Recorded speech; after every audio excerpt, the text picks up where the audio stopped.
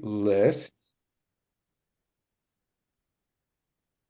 Good afternoon, everybody. This is the January 14th, 2025 meeting of the Science and Data Subcommittee of the Vermont Climate Council.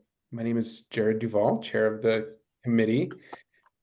We are just getting started. Folks are still arriving. I'm putting in the chat the list that's on the ANR Climate Action Office website for the Climate Council in terms of the current committee composition. I'm putting that up for two reasons. One, to make sure we get a quorum in terms of approving minutes, and two, just if folks look at that and see any, it's always good to check to make sure it's up to date and accurate. But let's see, we've got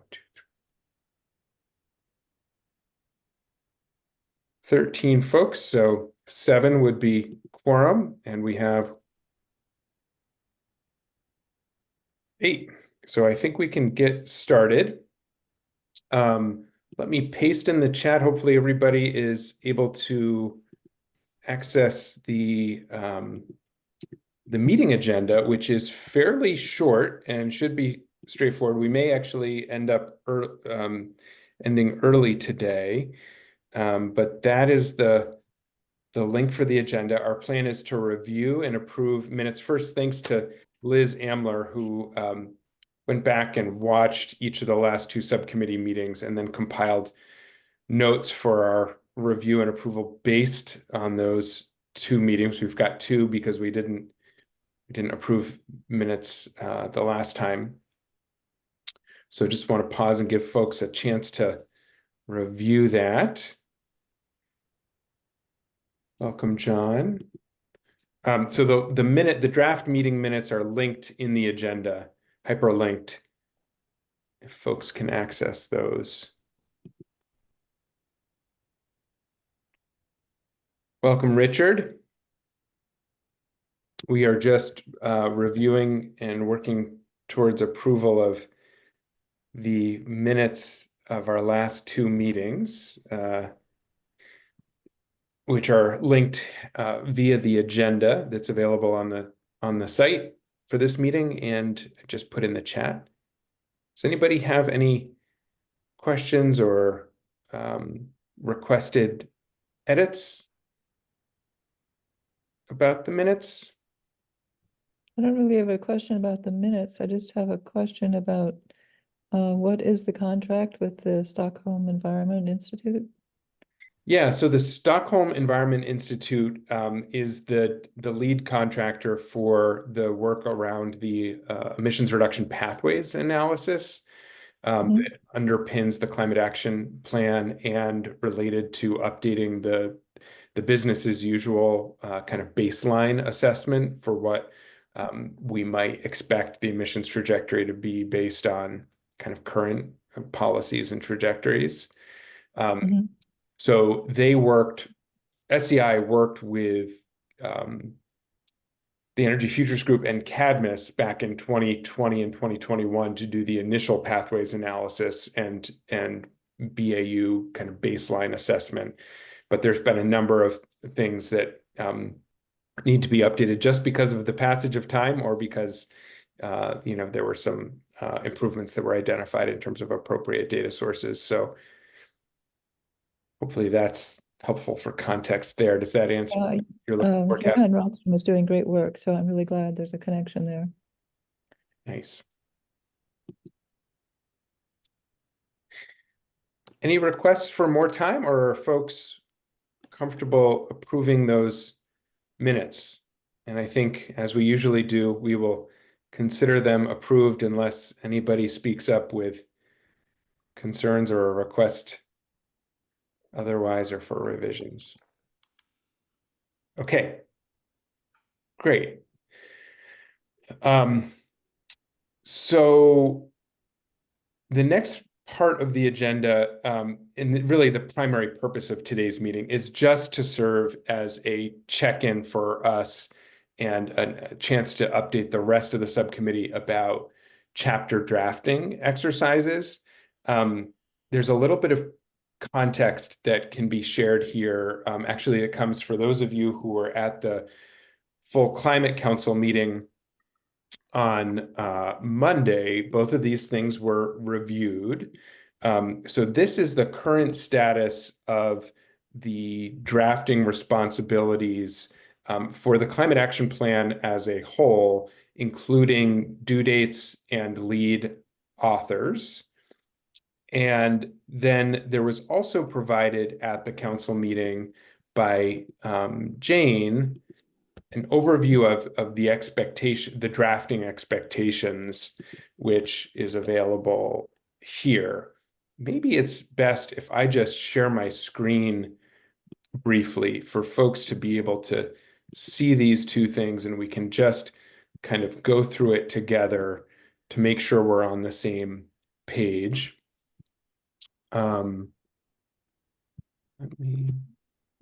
Okay.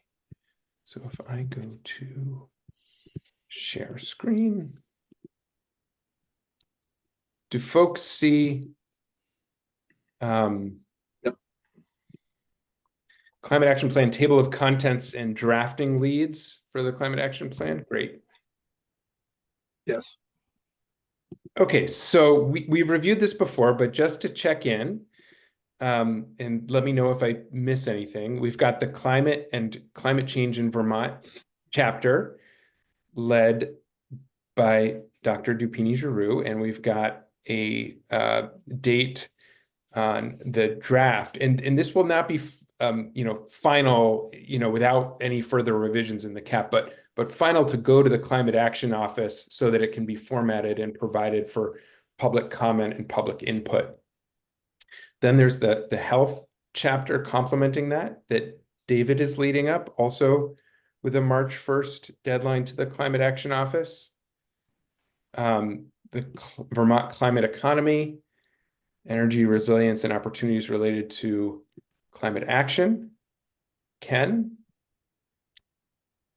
And then, hope I'm not missing anything, we've got the scientific underpinning of the climate action plan, which includes the social cost of greenhouse gases work that we have done previously, summarizing that. There will be a role for us here in terms of this is not yet ready because we don't yet have the updated analysis. It's going to be very tight. This is something we'll get to later in the agenda, but there was a request from the Climate Action Office that we had originally had our next Science and Data Subcommittee meeting scheduled for February 14th. And there was a request that be moved to February 28th so that the timing could align to have a draft available for presentation, review, and discussion from SEI, Stockholm Environment Institute, on the updated emissions pathways analysis and the updated business as usual baseline analysis. So, it's going to be very difficult this is going to have to be considered very much a draft because we're only going to see the draft material from them the day before this chapter is due, but it's worth highlighting anyway. And I think that is primarily it for our subcommittee. So I mostly I'm not expecting, and I don't think any of us are expecting, that there are completed drafts. I think this is really just a check-in point for us, for a status update. How is it going? What is your planned timeline? What would be helpful from the subcommittee? And I think we want to do some working backwards, especially if we do adjust that climate council, the Science and Data Subcommittee meeting from the 14th to the 28th, with the chapters then due essentially that day, because that's a Friday and March 1st is a Saturday. I think, that wouldn't leave much time for providing feedback or incorporating feedback. So I think we would either have two options. One would be keeping the February 14th date in addition to the 28th and using the 28th date just for the SEI pathways business as usual discussion, and using the 14th really to check in and feel like we're on track for the March 1st deadline for the chapters. Or we could commit to our own internal schedule of sharing chapter drafts for review by email and getting comment from whatever subcommittee members wish to do so in track changes or by email comment, and then just use that, take half of the agenda on the 28th to review that, as long as we're blocking out the rest of the afternoon to make any final revisions. I don't know what the nature of the requested revisions are, may be. That feels a little tight to me. I don't know what, so I just want to open that up for feedback.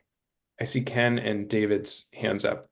Yeah, mine's a little different. Maybe it's an umbrella that helps move this forward, but in general, these updated reports, to what extent, so we'll start with the easy part. I think there's a part of this that records the progress in terms of the specific actions in the initial plan. I mean, I've seen that product. Yep. But what about, work kind of as an example of what EAN did a few months ago, which is the relationship between actions and outcomes. So the specific example that EAN helped did was, okay, here are heat pumps. We've installed tens of thousands of heat pumps. This is how it may have affected the overall use of fuels for the thermal sector. Mm-hmm. So, I mean, that's very, very useful, because if we're designing new programs and new strategies, it would be really helpful to know how the old programs and strategies, not how just the actions, whether they happened, but whether the analysis and the assumptions that drove our moving towards those are still valid. And, I'll use transportation as an example. I don't have a number offhand, but we know how many electric vehicles there are. I don't know if we know, the proportion of vehicle miles traveled that are represented by electric vehicles. Anyway, those are the kinds of examples, and it comes up because of the, my little update.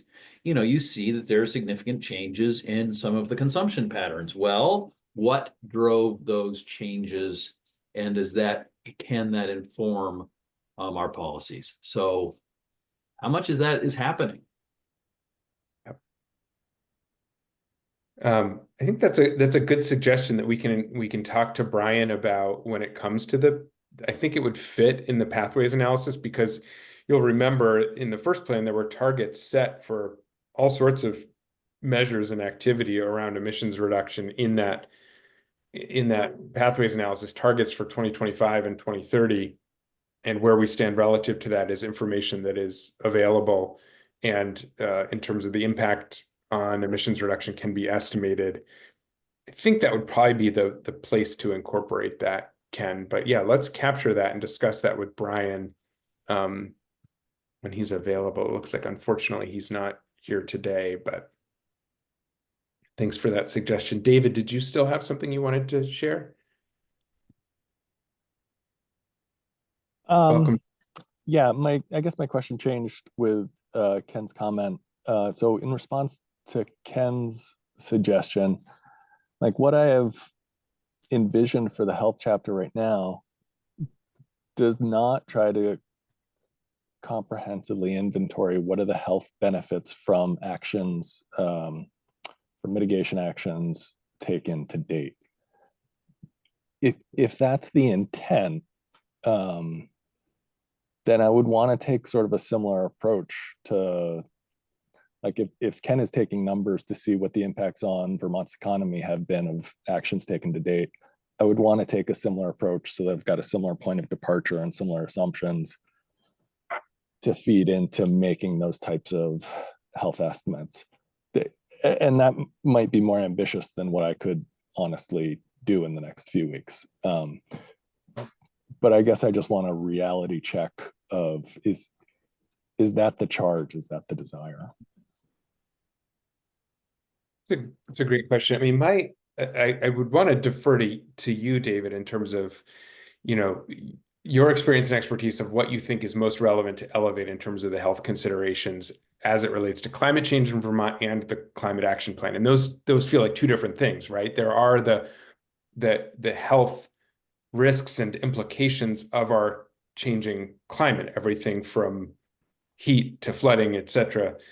But then there are also And I agree with you that it would be too much in the next 2 weeks to kind of look at the activity that has happened or the targets that exist and then extrapolate the potential health impacts from that. But I do think that if it was possible to pull in and summarize, from some of the reports that the Department of Health has done in terms of the health benefits of weatherization or the air quality and respiratory health benefits of from moving away from combustion towards electrification, if not in aggregate, by example, I think that could be helpful to incorporate. Yeah. And I am planning to include in a more limited fashion those places where we can quantify health benefits associated with active transportation, weatherization, and other areas, but it's not comprehensive. Yeah. And it right now is honestly more tied to comprehensive energy planning goals than to the Global Warming Solutions Act goals, which are supposed to be aligned, right? And largely are, Right. So. Okay. If it's helpful, I was going to go ahead and also share, just so we're on the same page, a helpful presentation that Jane Lazorchak put together for slides in terms of drafting expectations for these chapters. So I'm not going to do this as well as Jane did. She would deliver her own slides better. But so this is, I think the most relevant part of this is that when we say chapters, and this may be different for the scientific underpinning, I think that this is when she says chapters should strive to be 3 to 5 pages, I think she's mostly talking about the recommendations in the CAP by subcommittee as it relates to, cross-sector mitigation, chapter on thermal recommendations, chapter on transportation recommendations. So I don't know if this 3 to 5 pages recommendation is relevant to each of the chapters that the Science and Data Subcommittee members are working on, but I do think it's relevant to the general guidance about we're working towards succinctness, and that the overall plan would be shorter than the previous plan. And I believe there is further drafting guidance and templates that the Climate Action Office is working to get out in the next week or two. And as I said before, the timeline that's been laid out is most chapters to be developed by March 1st so that they can then go through formatting work, with authors then available to make revisions to the chapters in May to incorporate public comments that were received at any events in person or virtual in April. And then there would be additional chapters and updating by June 2nd would be the next deadline. So that in the statutory deadline for the plan to be adopted and shared is July 1st, but I think there is a desire to build in some buffer room with a planned council meeting on the 16th in hopes of adopting the plan. So let's pause there to see if there's any questions or feedback about that timeline that has been shared from the Climate Action Office as the kind of keepers / facilitators of the climate action plan coming together.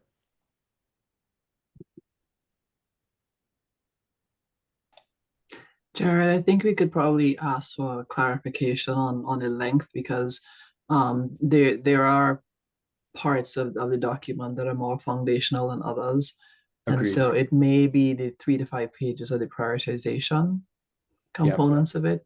I could envision when Amy and David put together the health piece, because it hasn't been fully fleshed out in the previous plan, it would definitely be longer than 3 to 5 pages. And similarly for the climate and climate change in Vermont pieces as well. So yes, definitely. Yeah, well, I'm happy to have that conversation with Jane and either follow up directly or ask her to follow up. But I totally agree with you that makes sense. Jared, this is Richard. I drafted a page and a half about possible impacts on Vermont of climate change elsewhere. And David was kind enough to make a place for that in the health chapter. But in fact, it's only partly about health. It's also about social impacts and environmental impacts. And I'm happy to put it or some version of it anywhere in the plan that it makes sense. I'm not wedded to having it be in the health piece.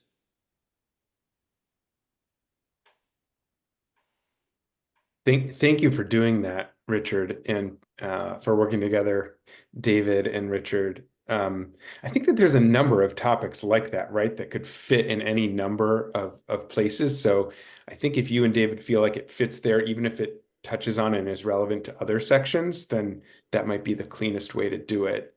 Yeah, I mean, I can make it shorter and I can also make it more focused on health. I wasn't trying to focus it on health particularly in the draft that you've seen. So Richard, can you share it with me, please? I believe I sent it to everybody who was invited to this meeting, but Okay, okay. I'll go back and look. If you can't find it, let me know.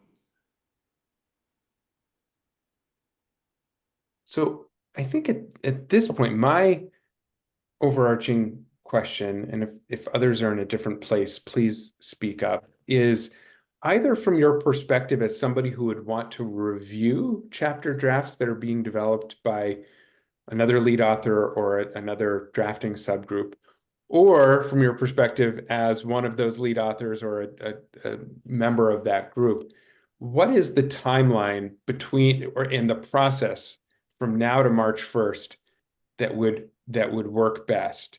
I mean, right now we have this request from the Climate Action Office to host a meeting of this subcommittee on February 28th so that we can hear from SEI on the updated pathways and BAU work. Ahead of that, do we want to have another meeting to review and discuss feedback on drafts? How do we want to, and I actually, I would defer to, I don't think Liz is, unfortunate. Liz was kind enough, she has a competing meeting right now, so she was kind enough to get on and start the recording for us. I don't think she's available, so I don't think we actually have anyone from the Climate Action Office who is able to speak to this. But I think a question is in terms of how we share documents. I know that there's like a state SharePoint system, which is really difficult for folks to use who often can't access their state email accounts or state SharePoint system. So I don't know about the protocol. I know that task groups or work groups sometimes are able to just share documents directly via email as part of a more efficient drafting process. Yeah, just looking for feedback on timeline and process for the sharing of drafts, the commenting on them, and being able to do that ahead of this March 1st deadline. Ken? Yeah, so this is me. I could imagine there being two meetings. The 14th being the review of the pieces that we have the direct responsibility for, Leslie and David, mine, and whether there's somebody else. But the 28th, I've reviewed those materials in the past. Do you think we'll have significant lead time before the 28th, or are we going to be listening to a presentation? I don't know. I hope that because if it's a presentation, then the 28th doesn't really help. Well, I mean, I don't know what their deadline is. I suppose they could take our feedback and then their deadline may be later, but it's much more productive for me to have their product at least 2 days ahead. Yeah. And if the past is any prologue, that could be a full meeting. I mean, there is so much content in that work that we definitely, I think, could use a full meeting just on that. And I'd hate to lose the opportunity for us to review our own work. So that's my thought. And I know it adds burden, but I'm retired. So how do others feel? Are there agreement, thumbs up, nods about the two meetings? Breck, what do you think? I have just kind of a pragmatic response. I agree completely with what Ken just said, but it's it's really hard to get meetings on a calendar. It's really easy to take them off. I would say keep the 14th and the 28th, and we can always delete either of them if there comes a need. But if we need them, better to have them there so that we can address it. But I agree completely with Ken saying if it's just a presentation, it's not going to be helpful for a March 1 deadline. Yeah. Great. Okay, so let's do this. I'm trying to synthesize, and please tell me if you think I'm getting into this wrong or have a different suggestion. So we've got the February 28th meeting on the calendar. We'll keep that. We'll assume that's primarily devoted to SEI Pathways BAU update. There is a February 14th meeting that is on the calendar, but it's a little confusing because that's one that was originally scheduled by Colin. And so we can't access that meeting because his state account doesn't work anymore. So he wouldn't be able to get on and start the meeting. So keep that there in terms of blocking the time, but we're actually going to have to ask Liz to schedule a different meeting link for Friday, February 14th from 1 to 2:30 for us to check in on our drafting progress. So yeah, let's block that off, but just note that there will be a different meeting link. And once we get the one from Liz, you'll want to delete the one from Colin on your calendar so that there's not the confusion about which link to join. And my recommendation just generally in terms of joining at the right link would be clicking on the Zoom link that is on the calendar page for the council rather than kind of your own personal Google Calendar, because sometimes those are out of date, like the ones that still show up from Colin that haven't been deleted. Does that sound good and right to everyone? I'll ask Liz about that. Okay.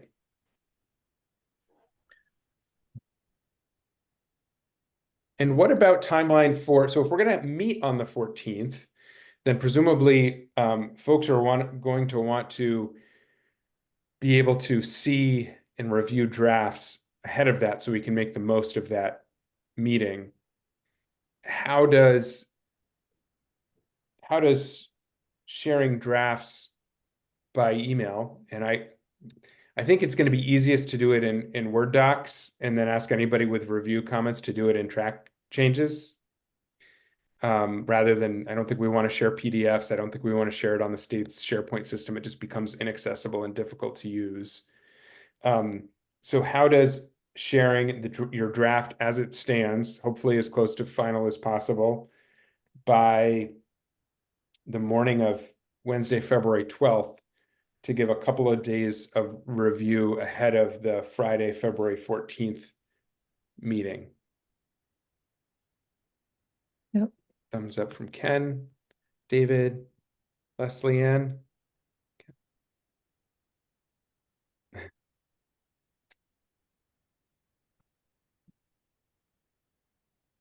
To get myself off mute there. Let me double check because I have about 14 or 15 people contributing to the writing on that piece. And I know one of the biggest questions was protocol at next meeting. So I don't want to prejudge or pre-speak. Let me do that quick round robin. I'll email you by the end of this week and let you know. Okay, thank you. So for the other chapters, let's go with that February 12th. We may need to be flexible for the climate change in Vermont chapter, depending, and it's a much larger drafting group, as Leslie Ann said, with more moving pieces. Okay, before we move, I mean, Ken has shared some, I think my suggestion, open to others, of course, would be that once we've landed, and I think we're there in terms of timeline, process, logistics, then we can maybe pivot to any questions that drafting leads have in terms of, your thoughts about outline, about framing, about content that would be just helpful to get some committee feedback and discussion on. I think we could pivot to that as a next piece. also open to anything else that folks want to discuss. But before we go to that, let's just make sure that we're comfortable and there's no questions or concerns about our timeline and process for next meetings, except for of course, the outstanding question that Leslie Ann just brought up. Good. Meetings on February 14th and 28th. Drafts shared to the subcommittee list well, it might actually, I wonder if it's easier, just so we don't have too many emails going around, if folks want to share that with me, and then I can send one email to the subcommittee with all the attachments. Would that be helpful, or am I overthinking this?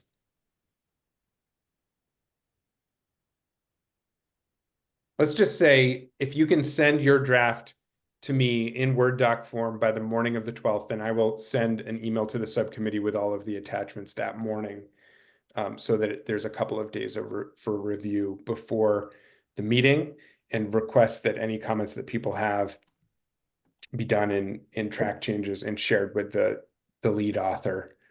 And then we can discuss them on the 14th. Mhm. Good. Okay.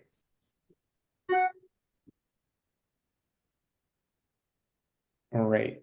Anything else on that drafting process and timeline? Or are we good to move on to any content related discussions or questions? Ken, I had some on yours. Can I start with kind of a question, two questions to the whole? And one is related to that specific piece that I sent around. It is an addition to the last version, the version in the initial plan, by trying to kind of go out the next ripple in the pond. The initial plan talks about how much money people spend on energy for consumption. And this next piece that I sent, whether you had a chance to look at it, what it says is, okay, and this is the money people spend on those things that use energy, with a focus particularly in the thermal sector and the transportation sector. It'd be much harder to go into the commercial and industrial sector. And the reason for doing that is because much of the context of policy decisions is how much, not just how much do people change and how much they spend on energy, but how do they spend money on heat pumps and heat pump hot water heaters and weatherization. So to understand where, trying to lay out, this is how much money people spend on those topics, so that as we see information about how much money we could be spending on those to move to a cleaner energy future, it puts it into context. And I think, certainly the most dramatic piece of that is transportation. We spend $3 to $4 billion every year on transportation. So marginal investments to improve the efficiency of transportation are not, when you think about that, well, we spend $3 to $4 billion, that I think puts it in a slightly different light than, how much does it cost to do an incremental change. Anyway, so I get the question to you folks, and please feel free to be as honest as you can. Is that a direction we should be going in this economic section, or should we stick to the very primary, this is how much we spend on energy?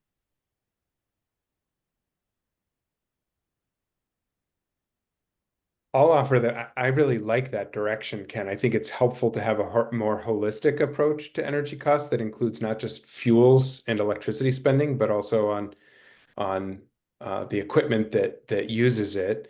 I do think there are some challenges in terms of doing the equipment costs and economic analysis. Correct me if I'm wrong, but I think in the draft that you shared, you were like, when you looked at the costs of EVs to get an estimate, you were, I believe, looking at all of the models available and then averaging the cost.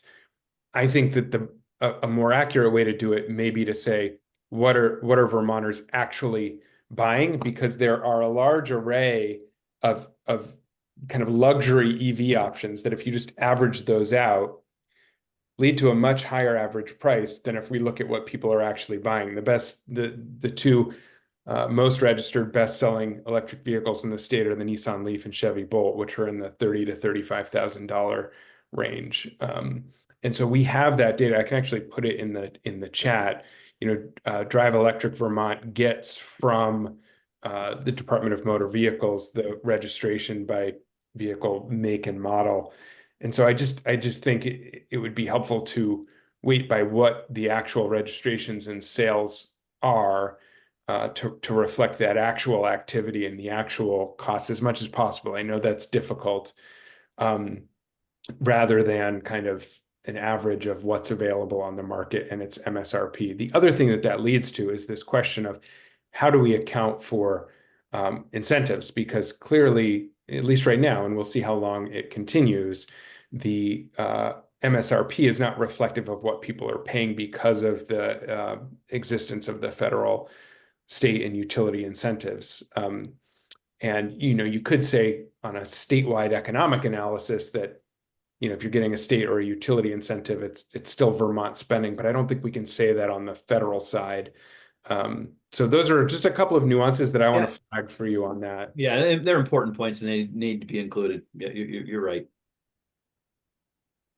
David, what's your feedback? Just want to flag that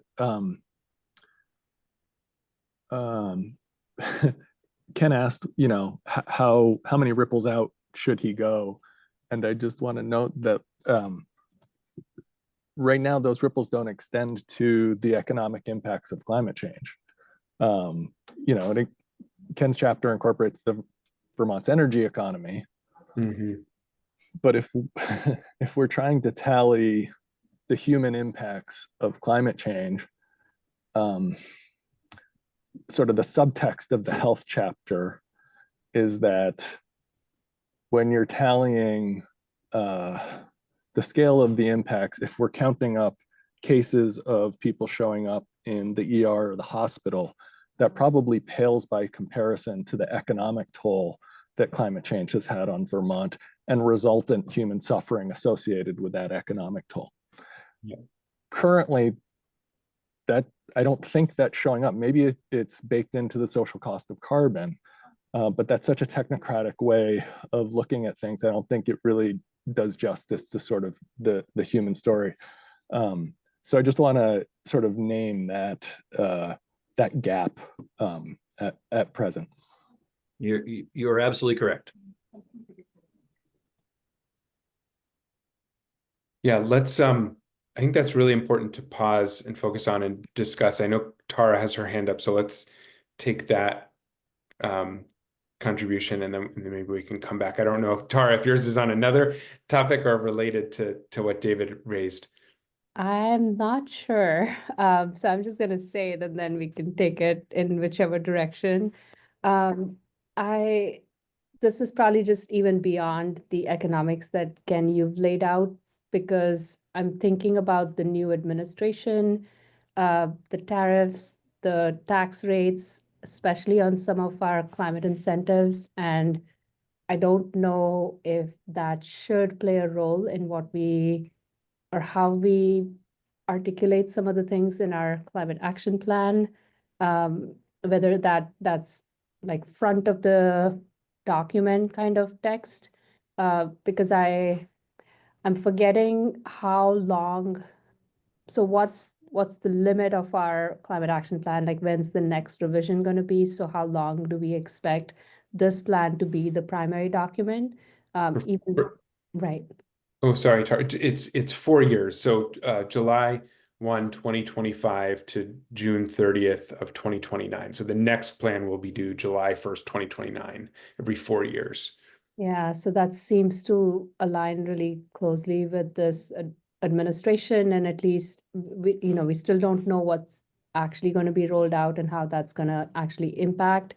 But I feel like not addressing it at all would be a mistake. So finding some way to acknowledge and maybe even think about how Vermonters will be expected to or should try to navigate through some of the complexity that's about to hit us Yeah. might be prudent. So I just wanted to say that, and it might affect more than one chapter. It's a great point, and I think it's going to be really relevant to the meeting we have on the 28th, because, you know, I know when the business as usual model was updated, or they were working on updates, they were trying to incorporate the anticipated emissions reductions that were anticipated with the Inflation Reduction Act incentives, and, you know, assuming that those would be going out in time, that may not be an appropriate assumption any longer, and there may need to be a scenario in which those are repealed or reduced in terms of you know, recalibrating the expected effect of federal grants and incentives in terms of, you know, what would happen on emissions reduction, as just one example of the type of thing that you're talking about. But I totally agree that it applies in other places. So yeah, I think that that's worth talking, maybe worth looking at those other chapters and seeing where and how to incorporate that, and sharing it with the Climate Action Office as a question, in terms of, because I think it'll come up in the, as you're saying, in the context setting about uncertainty and changes. To go back to your question, David, if it's okay, I'm wondering where and how we want to address that. I mean, I do think that to the extent that it's possible, it could be appropriate to estimate. I mean, it's always a little bit crass, but it's, in some ways, it's more helpful than not having anything, to put a dollar figure on health impacts, right?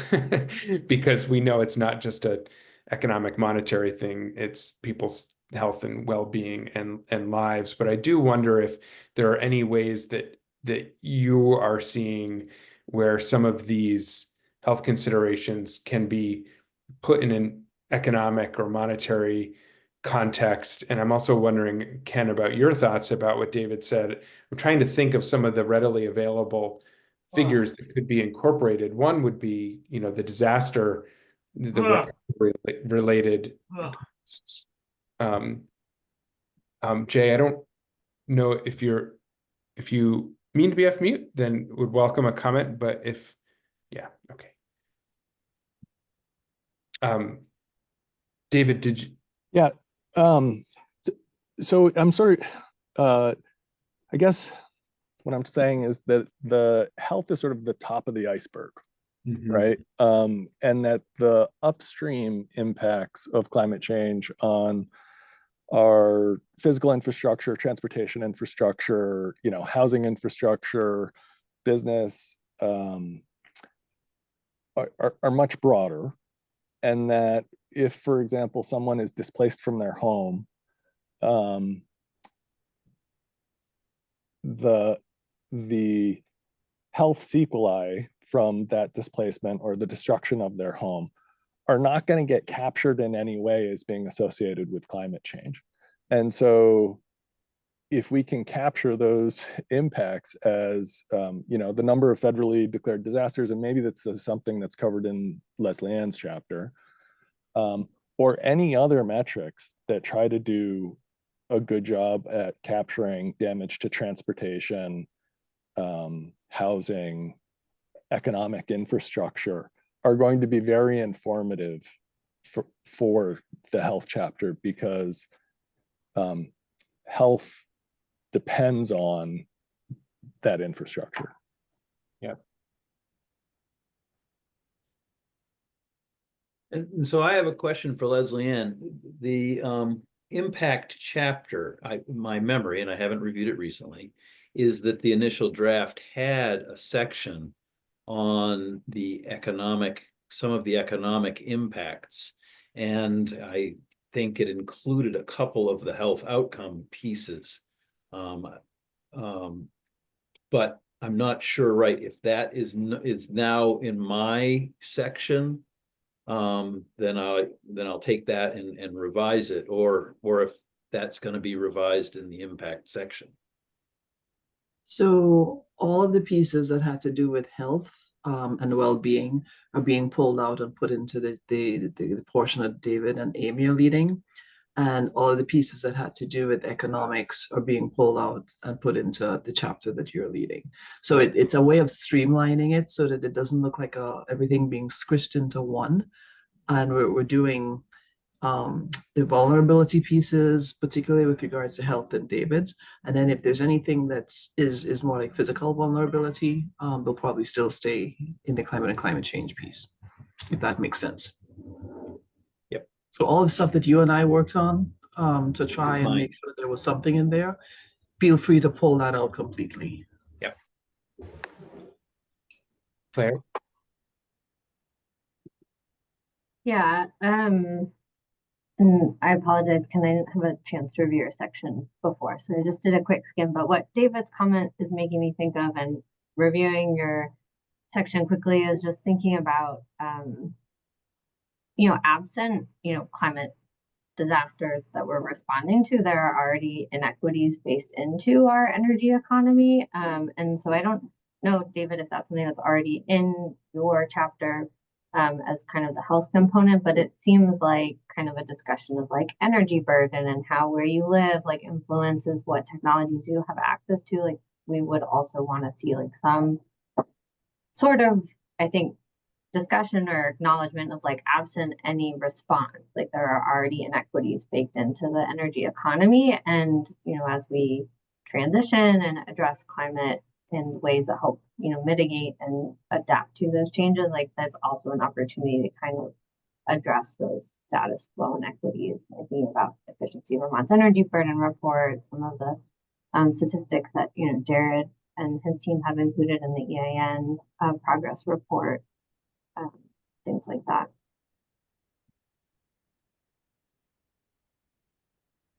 Yeah, I think we have some material that can be borrowed and incorporated both from all of those sources you mentioned, Claire, and then I also put in here there are some kind of economic estimates of the impacts of disasters, which is only one piece of this, as you say, but is an important piece from the Rebuild by Design. Breck and then Richard. Yeah, I just wonder whether it's worth it to take a minor pit stop here, just a second. The assignments document says who is supposed to do what and by when, so it's very process oriented. But, and maybe this is just me needing to go back to some foundational documents, but what is the specific charge? What is expected of us in this? I feel like what we're in the conversation here, we're saying, well, I can write this, I can write that. We'll try to find a place to put it. Is there a way for us to constrain this a little bit so that there's a lot that we could write? There's a lot of scope that we could cover. But what's the expectation? What's the need to meet the charge? Where is that charge specifically identified? And can that constrain our conversation about this a little bit? Yeah, I think that there's two things. And the most direct charge is the charge that is in the law. It's in the Global Warming Solutions Act in terms of what the climate action plan needs to include. And then there is the interpretation that has been done by the council, the steering committee, the climate action office about how to meet that. So I can pull that section up for common look, but I do think it's really relevant. It's about what is the context and the information that's requested about climate change in Vermont from the Global Warming Solutions Act, and that informs the climate action plan, sets the context for and informs the recommendations in the climate action plan. Yeah, I mean, I just went back to the act itself and looked, and there's things that are specific there, but I mean, there's also a lot of, it wasn't well defined yet in the act. The original climate action plan, I don't know whether this is going to copy over correctly, but this was the original charge as it was identified in the climate, the first climate action plan. So is that still what's relevant?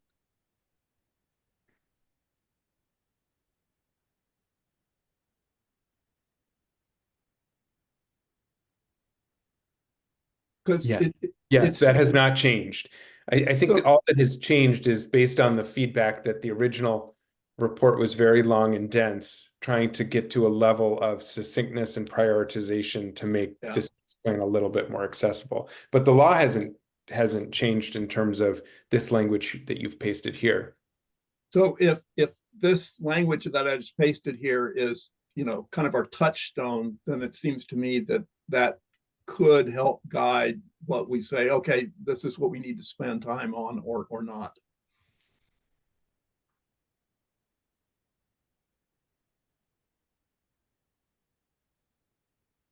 One of Richard? the things that you'll notice, Breck, sorry, Catherine, is that the language is it delves deeper into emissions and mitigation and less so on resilience and adaptation. I think what you've seen over the last 4 years is trying to balance that out a little bit more, while also hearing the voices of Vermonters in terms of what this means for like day-to-day life and day-to-day pockets, and how do you actually respond to that as we try to create a plan that could be equitable for all, which is what Claire's point was just about, because of a lot of those baked in inequalities that she was talking about. And we heard a lot about that in public comment and public feedback, that who is this for and how can this actually be funded and sort of played out and implemented. So that's that other piece that's probably not specifically written in the piece that's in the chat right now, but it's something that we need to pay attention to as we're putting it together. Otherwise, it's going to fall on deaf ears again. Agreed, Leslie Ann, but is that to what degree is that something that needs to go into the pieces being written by the Science and Data Subcommittee as opposed to like just transitions and so forth? Jared, do you want to take that? And then I can jump in. I'm trying. I mean, we Yeah. have so little time to get this done. I'm trying to focus in on, okay, what can get us to the place where we're creating the narrative that we need to create. Yeah. And that's why probably we sort of started with what had been done and how to improve that and then take it forward, which is why I really liked your piece when we met about where have we gone and where are we going to, because that's nice and clear and a really straightforward narrative that then also speaks to people who pick up the plan and try to use it and implement it, as opposed to too many tables, too many this, too many that. Like, who's actually going to use it and how? And I think that's a piece that we've learned from the past, and we can try to make sure we don't repeat some of the mistakes from the past as we move forward. Mhm. And I would just offer that, and this isn't in the section that you pasted in the chat, Breck, but you know, the law does say that in meeting the state's obligations around emissions reduction requirements and around the goals for resilience and adaptation, that there is the desire to do so in as cost-effective and equitable a manner as possible. And so I do think that it's appropriate that any information or context that can be provided related to those key points around information around equity considerations, around cost effectiveness, it would be appropriate to include that in the health chapter, in the economics chapter, and you know, those are really, to me, that is not just a sec. There will be sections on a specific section around just transitions, but the cost effectiveness and equity, the importance of those topics and how we do that analysis, I think needs to be woven throughout the entire document as much as possible. Yeah, I agree with that. Yes. Yeah, sorry, not just to specifically respond to that. So just transitions is writing a chapter, but it is more kind of about the process of building equity into the CAP. I think I could see it. We've talked about having like a brief context section about like why we need to do that, how what happened in the last cap in terms of building equity in and how we've tried to improve on that in this current. But I think the general feeling is to support what Jared just said, is that the extent to which then those considerations can be woven into the general narrative of the whole document definitely is more kind of that cohesive, like, this is how we understand inequities and equity and how we're going to advance equity in Vermont kind of more holistically in climate. Great. Richard, and then did I see Catherine or Amy? Was that a? Mhm. Okay. Richard and then Catherine, please. Yeah, this is a fascinating conversation. I'm pleased to have a chance to listen to it. The two sections that I drafted in the last few days, one is about the health effects of wildfire smoke from wildfires elsewhere in North America, and that clearly belongs in the health section. The other part that I wrote is about climate migration and climate refugees, both within the United States and internationally.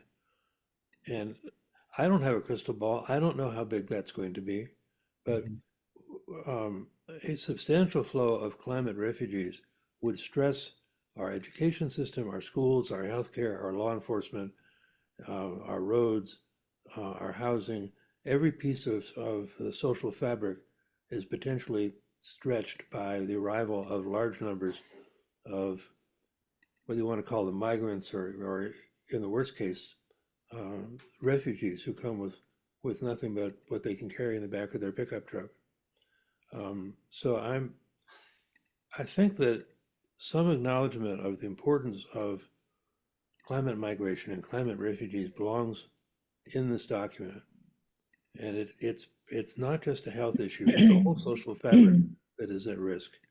It's potentially as large or larger than the impact of flooding and heat events and the other direct impacts of climate change on Vermont. So I just want to make sure we don't lose that so that it doesn't fall through the cracks in the writing that we're doing. And I'm happy to have it put wherever in the plan you think it belongs, but I don't want to lose it.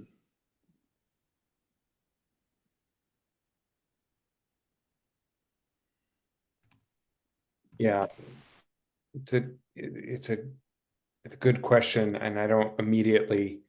The existing plan has 4 sentences on this subject, and so it's not absent as I thought it was. Somebody did point me to where it's mentioned, but it deserves more than 4 sentences in our document.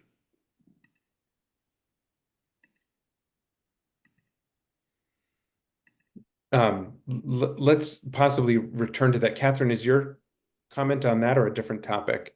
It's on the health piece, Okay. and I'm sure most of you saw the Jonathan Patz talk. He's from University of Wisconsin, and the course they're offering there is the Health First Climate Action Research Center, among the first climate change and health research centers in the country, launched on September 20th, 2024. He gave a 1-hour live talk, and I can't find I have his website here, but I don't have the email about it. But did some of you see it? Oh, well, I'll I find hadn't heard about that. he was very, very powerful speaker, and it was great. Can you I put the thought it link was, to his website in the chat? yeah, He's going to be a scholar in residence at UVM for either the next couple of weeks or next couple of months and giving additional presentations. So that might be an Right. opportunity to catch if you didn't catch it last week. right, yes. So he's actually going to be at UVM, right? Excellent. Thanks for bringing it up, Catherine.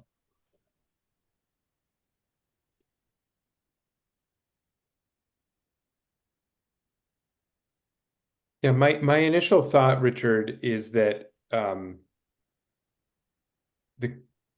question you're raising around climate related migration could be addressed briefly in the health chapter and potentially, I don't think with any detail, but around the question of uncertainty in terms of the economics chapter of what that would mean for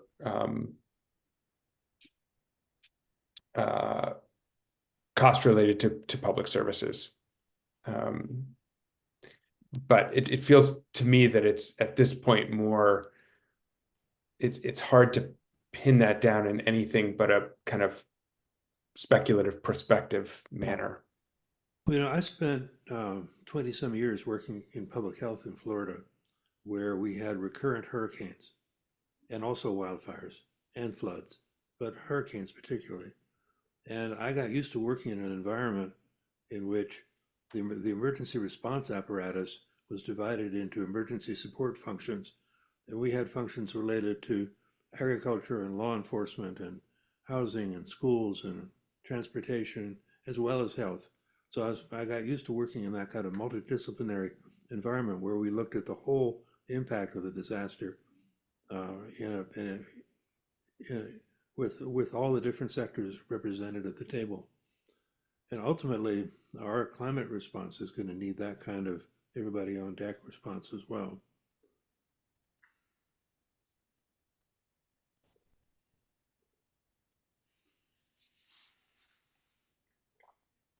So I'm just looking ahead. We've got about 15, we don't need to take it all, but we have scheduled about 15 more minutes before we get to public comment. I don't know if we'll even have any because I don't see any members of the public. I think everybody who's here is a subcommittee member, but just want to do a time check and note that to see if there's any other information to share or questions to ask that would be helpful, especially from the perspective of the drafters or from what folks are looking ahead to as reviewers. Ken. Yeah, so this is my second question, and it's regarding resilience and adaptation. In terms of the economics of resilience and adaptation, that is not an arena which I have any experience. So at a bare minimum, I would like you, Jared, to share with me what the sort of material that the resilience folks are working on, but more optimally, are there other people that can take this piece on? Yeah. It's a great question. I think we should connect with Marion Walls in the Climate Action Office, who's been staffing the Rural Resilience and Adaptation Subcommittee to get a sense of if and how they're planning to address these topics in their recommendations or in their chapters. And if there's information, if not, if there's information that should be incorporated up front into what you're working on, Ken. But I think Marion would probably be the best starting point contact for that question, given the organizing and facilitation role she's played on resilience and adaptation for the Climate Action Office and the Climate Council. The other thing too, why there are like 15 people drafting the climate and climate change section is because we actually have folks from other subcommittees involved. So we have Andrea and Chris from Rural Resilience, and we have Marley and John from Ag and Ecosystem. So then you get it directly from the folks themselves who have been steeped in the conversations that have been going on. So that might be a second option for you, Ken.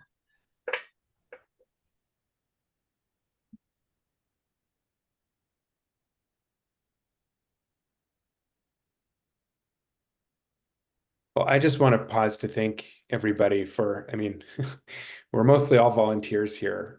And so the time that folks are dedicating to the drafting and the review, this is really important work, and just really grateful for all of you, and really looking forward to reading and further discussing the drafts. I think this is going to be really important context and foundational information for the council, for anybody who reads the climate action plan.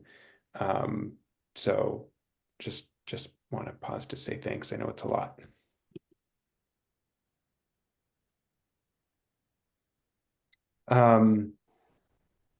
Okay. Anything else that folks want to share or ask? Okay, at this moment, then I will, ahead of schedule, just want to create space for public comment in case there is any. There were some names I didn't recognize on earlier, but they don't seem to be here now. If anybody would like to make public comment, please raise your hand or come off mute. Not seeing any. I think we can go ahead and adjourn. I will follow up with Liz on some of the logistics next steps and follow up by email and look for that calendar invite on February 14th. Please hold the time for now, 1 to 2:30. It'd be wonderful to spend Valentine's Day with you all. And anything else for the good of the group before we formally adjourn? You gonna bring chocolate?